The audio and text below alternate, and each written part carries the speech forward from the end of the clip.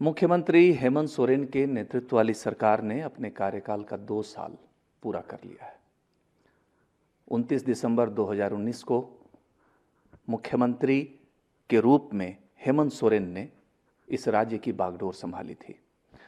2 साल गुजर गए और अब जनता ये जानना चाहती है कि उनकी सरकार ने क्या कुछ किया है इन 2 वर्षों में। हालांकि मैं एक बात बता दूं कि ये जो 2 साल रहा, ये कोविड के कारण एक अलग तरीके से चुनौतियों भरा रहा, इसलिए इसको उसी अंदाज में देखने की भी जरूरत होगी। इस वक्त हमारे साथ झारखंड के मुख्यमंत्री हेमंत सोरेन जी हैं। इनसे हम पहला सवाल सर आपसे ये जानना चाहेंगे, पहले शुभकामनाओं के साथ, कि 2 वर्ष निकल गए, आप अपने कामकाज का आकलन खुद कैसे कर रहे हैं? जैसे कि आपने पहले ही कहा कि कोविड के कारण ये 2 साल कई मायने में चुनौती भरा रहा और मैं नहीं बल्कि पूरी दुनिया थम सी गई थी। लेकिन ये 2 सालों में भी हम लोगों ने चैन की सांस नहीं ली। नित नए विचार, नई सोच, नई कार्य योजना राज्य के लिए। चूँकि झारखंड प्रदेश पिछड़े प्रदेशों में से एक है। यहाँ मजदूर, किसान, जहाँ 80% लोग गांव में रहते हैं, उनके बारे में, और इसी मेहनत का एक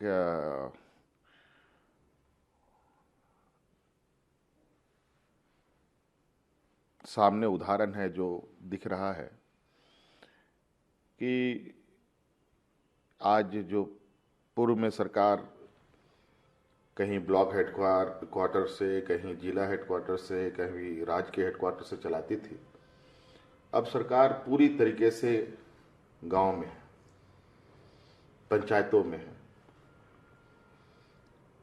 और पूरे राज्य में माननीय विधायक, माननीय सांसद, माननीय जनप्रतिनिधिगण, चाहे पक्ष के हों विपक्ष के हों, सभी सरकार के प्रोग्राम के साथ खड़े हैं। एक उत्साह भरा वातावरण ग्रामीण क्षेत्रों के अंदर, शहरी क्षेत्रों के अंदर गूंज रही है और पूरी महक में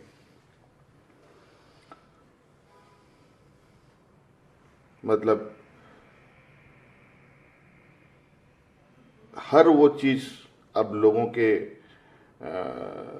रीच पर है, लोगों के पहुंच तक है, जो वो कभी सपना नहीं देखते थे। और आज यही नतीजा है कि जहां आज विगत 15 नवंबर जब हमारा स्थापना दिवस था, उस समय से सरकार की पूरी मशीनरीज गांव में है। इस दौरान लगभग 30-35 लाख आवेदन सरकार को मिला और जहां 20 से 25 लाख आवेदन लगभग ऑन द स्पॉट निष्पादन भी किया गया। इतने बड़े मुहिम में कहीं कहीं कुछ छोटी बड़ी घटनाएं की शिकायतें भी हमें मिली, उन शिकायतों का निष्पादन भी किया गया। कई बार मुझे रात में कुछ गरीबों का, कुछ जरूरतमंदों की खबरें कभी फेसबुक में देखने को मिला, व्हाट्सएप में देखने को मिला, ट्विटर के माध्यम से देखने को मिला। और जिस वक्त हमें मिलता है उसके 1 घंटे के अंदर उस समस्या का समाधान भी होता है, चाहे रात के 1 बज रहा हो, चाहे 2 बज रहा हो। तो ये जो एक परिपाटी है, जो हम लोगों ने, जहां लोगों तक न सरकार की नजरें पहुंचती थी, न सरकार की आवाजें पहुंचती थी, न सरकार की योजनाएं पहुंचती थी। क्योंकि झारखंड का जो भौगोलिक ये है बनावट है वो ऐसा है कि बहुत सारी चीज़ें कई कारणों से नहीं भी पहुंच पाती थी और कागजों में ही चीज रहती थी। आखिर सरकार तो राज्य के लोगों के लिए बनी है। अगर सरकार जो योजना बनाती है उन योजनाओं की जानकारी ही लोगों को ना मिले तो वो वैसे योजना बनाने की जरूरत भी नहीं है, आवश्यकता भी नहीं है और नुकसान भी है। आज लगभग सरकार जो 2-4 महीने से थोड़ा इधर उधर मूवमेंट करने के लिए प्रयास कर रही है और इधर उधर कुछ हलचलें भी होने लगी हैं। इस वैश्विक महामारी भी साथ साथ चल रहा है। इन सब को ध्यान में रखते हुए चूंकि हमें ये बहुत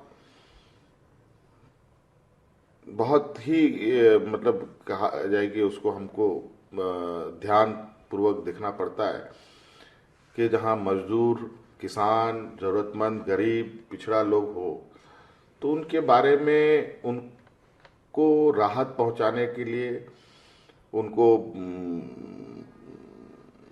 आज के इस समय में कैसे वो सरवाइव करें, उनको आज हम लोगों ने हर अलग अलग वर्ग, अलग अलग चाहे वो नौजवान हो, बूढ़ा बुजुर्ग हो, महिला हो या पढ़ा लिखा नौजवान हो या ग्रामीण क्षेत्र का नौजवान हो, सब के लिए अलग अलग तरीके से जो जिस लेवल पे लोग हैं हम लोग उस लेवल में जाकर के उन लोगों के साथ जमीन में बैठकर उनकी भावनाओं के साथ, उनकी मनस्थिति के साथ अपनी चीज़ों को मैच करा करके उनको हम लोग अपने साथ और सरकार के से मदद और सरकार का सहयोग उनको मिल रहा है। आज आप देखते होंगे कि मंत्री, विधायक, जनप्रतिनिधि कहीं ट्रैक्टरों से, कहीं बैलगाड़ी से, कहीं और संसाधनों से पहुंच करके लोगों से संपर्क कर रहे हैं कि सरकार आपके द्वार, जो समस्या है आप हमें बताएं। सर, सरकार आपके द्वार जो आपने मुहिम शुरू किया, एक पत्रकार के नाते हम लोग भी कई जगह गए और हम लोगों ने इस चीज़ को महसूस भी किया और लोगों में एक रिस्पॉन्स भी देख रहे हैं।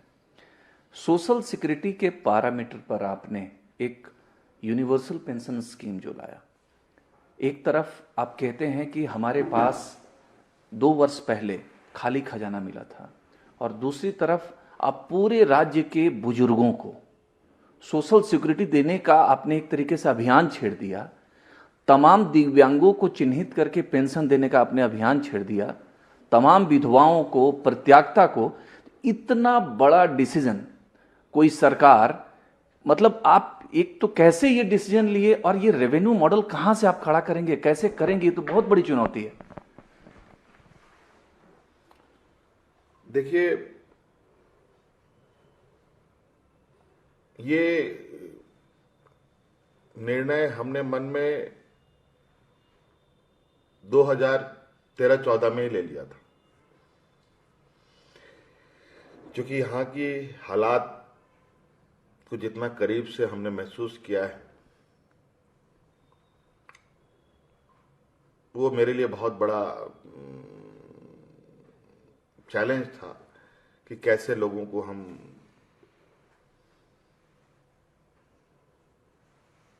मदद पहुंचा पाए। इनफैक्ट मेरी नहीं बल्कि हर जनप्रतिनिधि की ये एक ऐसी समस्या थी जहां लोग मुंह चुराते भागते थे। जरूरतमंद लोग आते हैं, जनप्रतिनिधि बहुत हुआ तो अपना जेब से 1000 रुपये निकाला, उसके बाद उसके तरफ मुंह मुड़ के भी नहीं देखा, फिर पता नहीं चुनाव के बाद भी मिलेंगे कि नहीं मिलेंगे। बिल्कुल बिल्कुल। लेकिन वो एक ऐसा घटना है, वो एक ऐसी चीजें होती हैं जहां जरूरतमंद के लिए महरम नहीं बल्कि और उसको तकलीफ देने का है। बिल्कुल। तो हमने इस बात को महसूस किया है और मेरा अनुभव भी रहा है छोटे से राजनीतिक कार्यकाल में कि जिस राज्य में लोगों को तन ढकने का कपड़ा ना हो, जिस शहर में, जिस राज्य में लोगों को 2 वक्त का अनाज ना मिले, जिस राज्य में लोगों को इलाज के लिए छोटा सा दवा खरीदने के लिए पैसा ना मिले, पैसा ना जुटा पाए, तो आप क्या उम्मीद कर सकते हैं कि ऐसे लोगों के साथ राज्य का विकास हो सकता है? ये उन लोगों के लिए इतनी बड़ी मानसिक प्रताड़ना है कि जो भी इस बात को कहता है कि हम राज्य को यहां ले जाएंगे, वहां ले जाएंगे, वो बकवास बात है, मेरा यह मानना है। तो हमने इस चीज को जब समझने का कोशिश किया, प्रयास किया कि जब तक लोगों के चेहरे में एक मुस्कान, उसके सोच में जब तक एक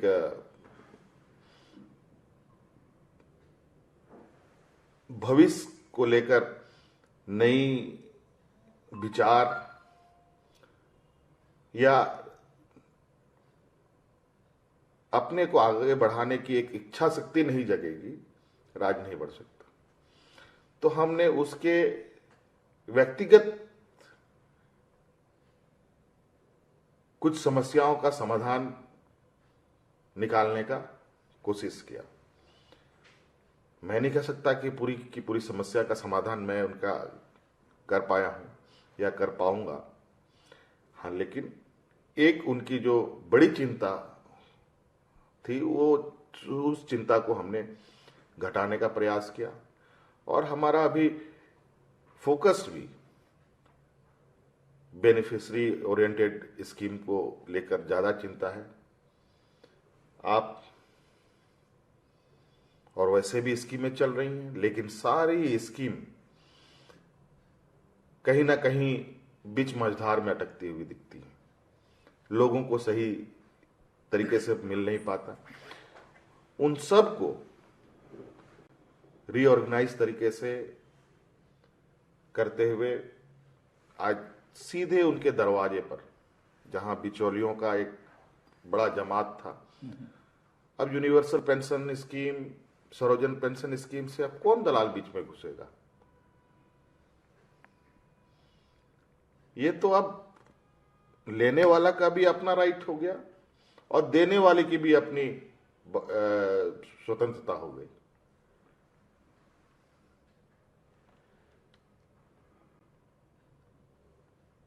बुजुर्गों को पेंशन पहले मिलता था, लेकिन जिस गांव में 2 लोगों को ना मिलता हो, 2 लोगों को मिलता हो, 10 लोगों को ना मिलता हो, तो जो एक असमानताएं थी,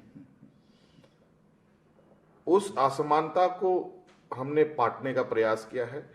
और मुझे लगता है कि ये एक निर्णय, तो मुझे लगता है कि देश में ये एक क्रांतिकारी निर्णय है। हमने देश के प्रधानमंत्री से इस बात को भी कहा था, क्या देश के खजाने में इतनी क्षमता नहीं रह गई कि हम देश के गरीब गुरबा जरूरतमंद को पेंशन उपलब्ध करा पाए?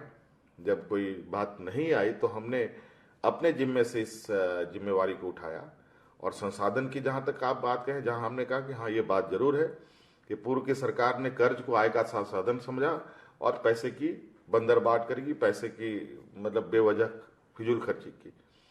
हमने संसाधनों का प्रबंधन करते हुए, बेहतर करते हुए 20 सालों में पहली बार हमारी सरकार ने सरकार के रेवेन्यू में नए रिसोर्सेस ढूंढकर रिसोर्स बढ़ाने का काम किया।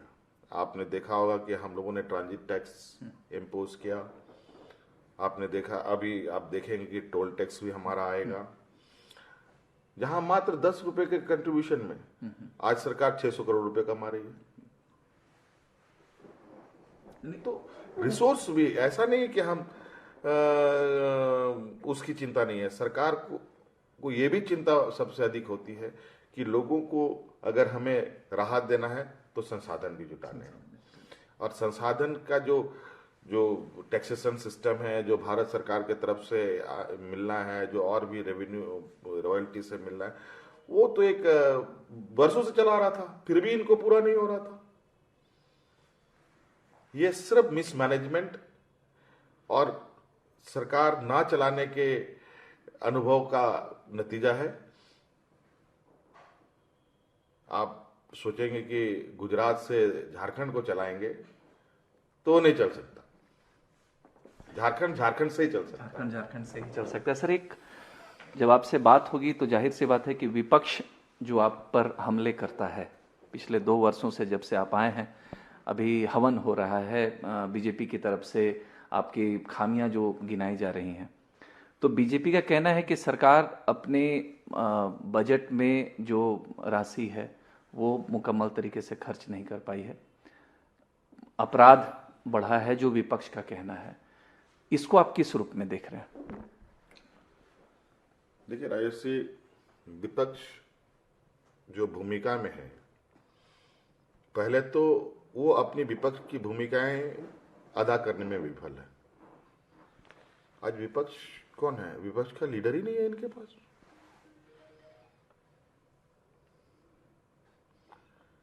और बोरो प्लेयर से ये विपक्ष की भूमिका निभाने का प्रयास कर रहे हैं। चलिए, वो उनका इंटरनल मैटर, मैं नहीं जानना चाहता। देखिए, ये ऐसे लोग हैं जहां अपने बौद्धिक क्षमता का उपयोग करते हुए गरीब, आदिवासी, दलित, पिछड़ा, अल्पसंख्यक का शोषण करते हैं।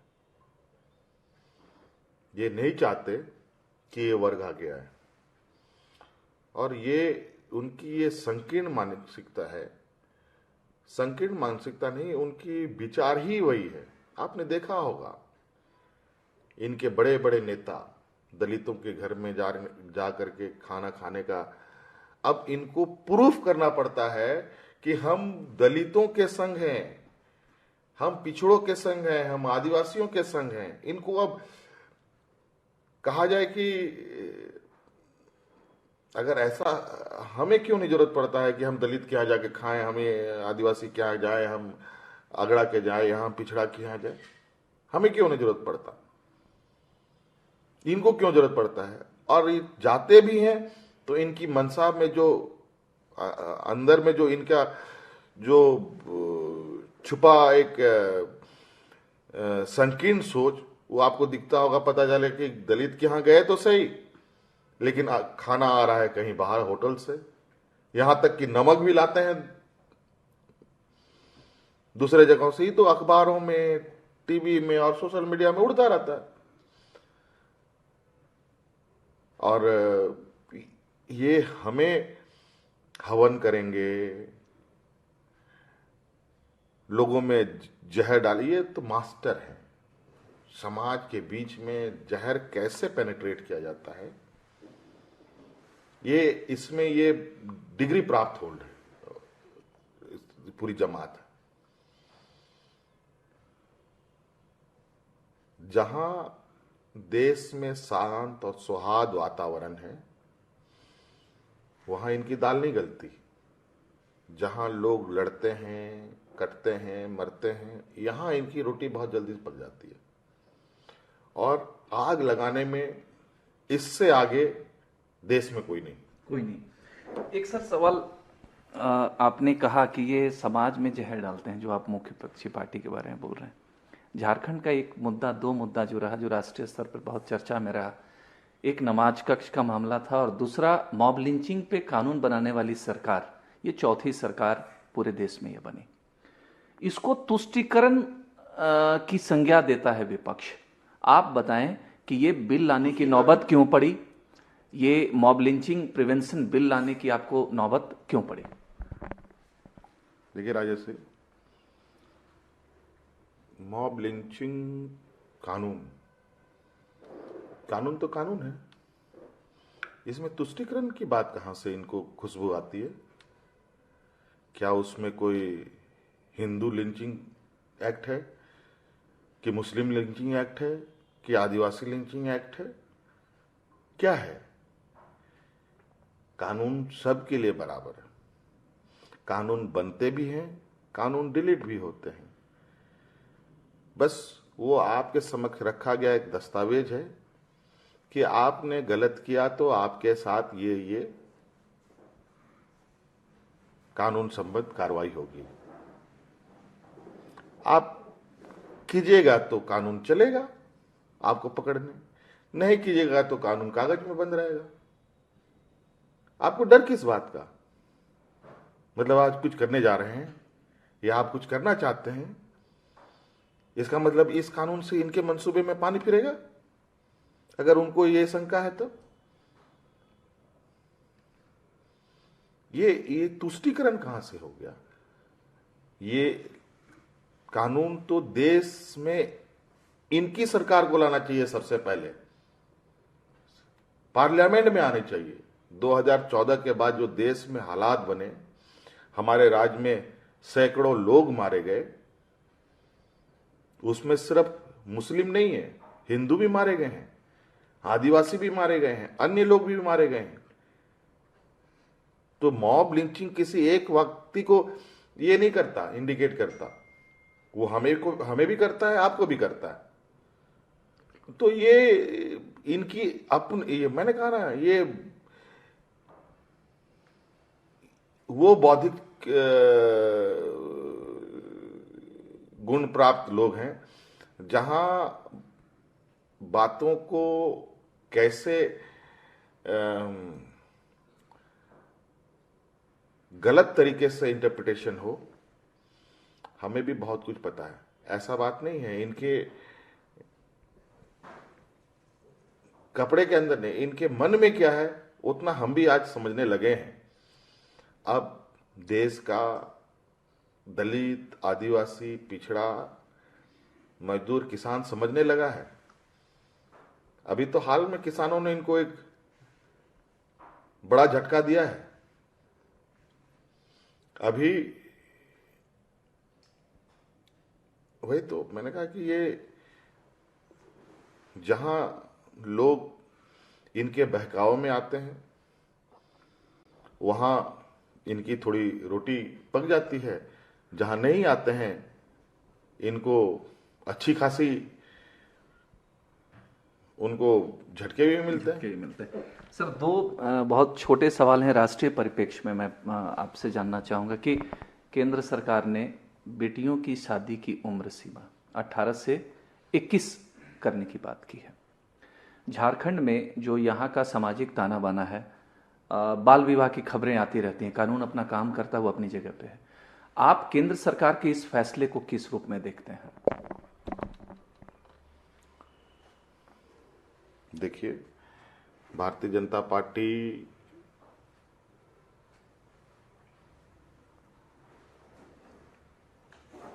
मानववैज्ञानिक खेल खेलने में भी मास्टर है,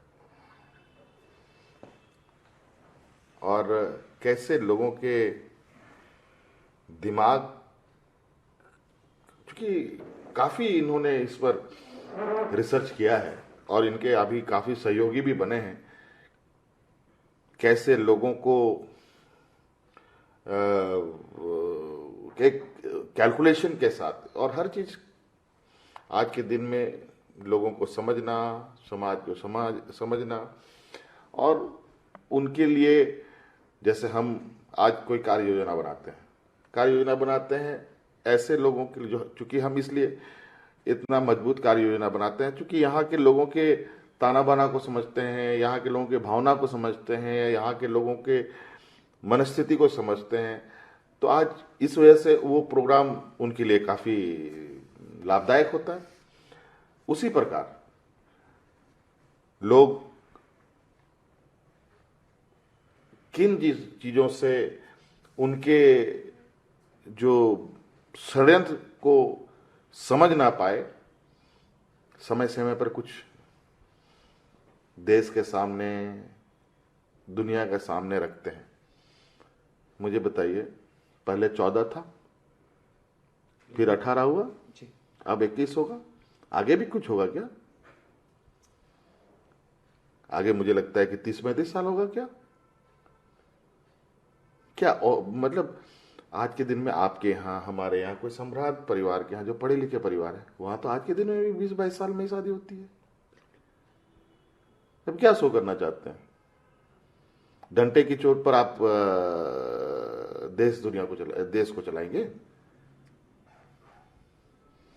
कानून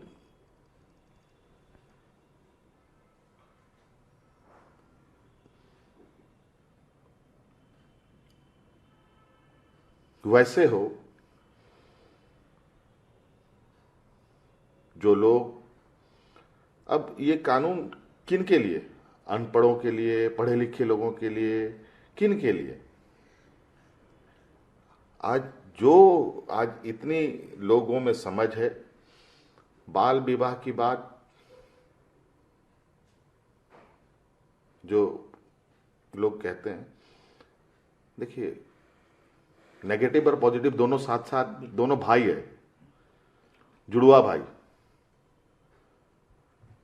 अगर 100 अच्छी चीजें हैं तो 1-2 जरूर गलत चीज आपको मिलेंगी।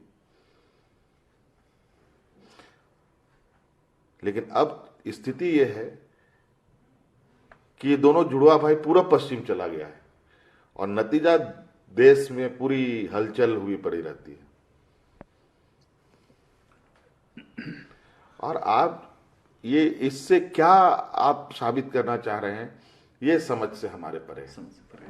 बिल्कुल सर, एक अंतिम सवाल कि अब हम फिर वैसे मोड़ पर खड़े हैं जहां ओमिक्रॉन एक वायरस एक नए स्वरूप के साथ आ गया।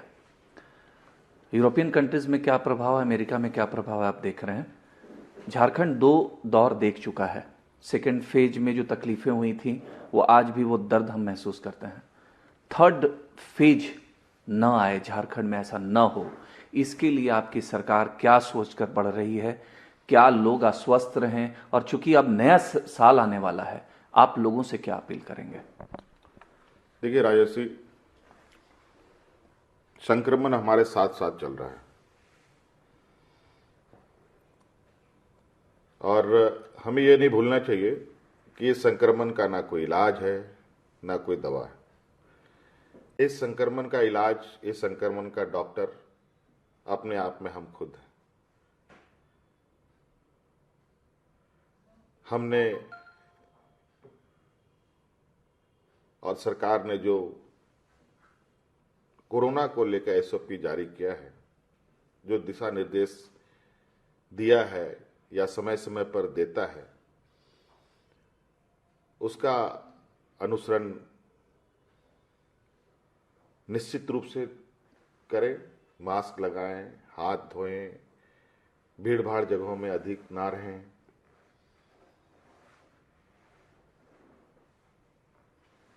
और खुद को भी सुरक्षित रखें, परिवार को भी सुरक्षित रखें और पूरी राज्य को सुरक्षित रखें। यही इस संक्रमण का मूल इलाज है।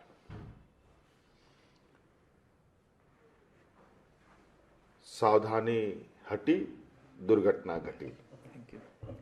थैंक यू मुख्यमंत्री जी, आपने ETV भारत को वक्त दिया। सरकार 2 साल पूरे कर चुकी है और अभी लंबा सफ़र तय करना है। इन्होंने अपना एक तरीके से विजन भी बताया। अभी फिलहाल समय है खुद को सुरक्षित रखने का, क्योंकि ओमिक्रॉन दस्तक दे चुका है और बहुत तेज़ी से बढ़ रहा है, तो उस बात का ख्याल रखें। हम सरकार को, मुख्यमंत्री जी को शुभकामनाएं देंगे कि आगे आपसे फिर मुलाकात का हमें मौका मिले। और यूनिवर्सल पेंशन स्कीम, चूंकि मैंने आपको इसलिए ये कहा कि मैं खुद एक छोटे से गांव से आता हूं और मैंने बुजुर्गों को देखा है, 300 रुपये भी जब मिलते हैं तो उनके चेहरे पे, उन बुजुर्गों के चेहरे पर कितनी खुशी आती है। लेकिन आपने 1000 रुपये रखे हैं, तो उम्मीद करते हैं कि ये स्कीम जब सामने आए तो उसका असर हमें नजर आए। थैंक यू मुख्यमंत्री जी। अभी तो मात्र 4-6 महीने के हिलडुल में इतनी चीजें आए, अभी थोड़ी सी और बढ़ेंगे तो आप देखेंगे कि क्या क्या चीजें जो हमारे जहन में है और लोगों को पहुंचाने हैं। अभी यूनिवर्सल स्कीम गरीब गुरबा जरूरतमंद के लिए, अभी होनहार बच्चों के लिए फॉरेन स्कॉलरशिप। ये देश में हमारे कई निर्णय इस बार ऐसे हैं जो अनमैच्ड है,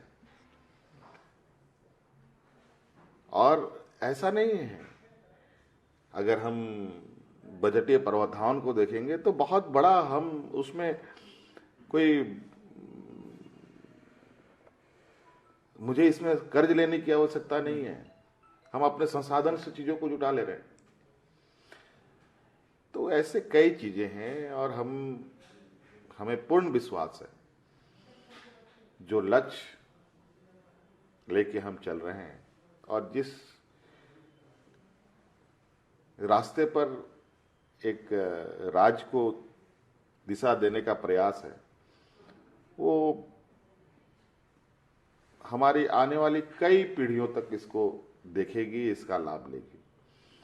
हम कोई भी चीजें काम या योजना बना रहे हैं तो ये योजना क्षणिक भर का नहीं है, ये योजना लॉन्ग टर्म प्लान हमारी हो रही है। और चाहे इंडस्ट्री के क्षेत्र में भी आप देखेंगे, हम को लोगों ने बहुत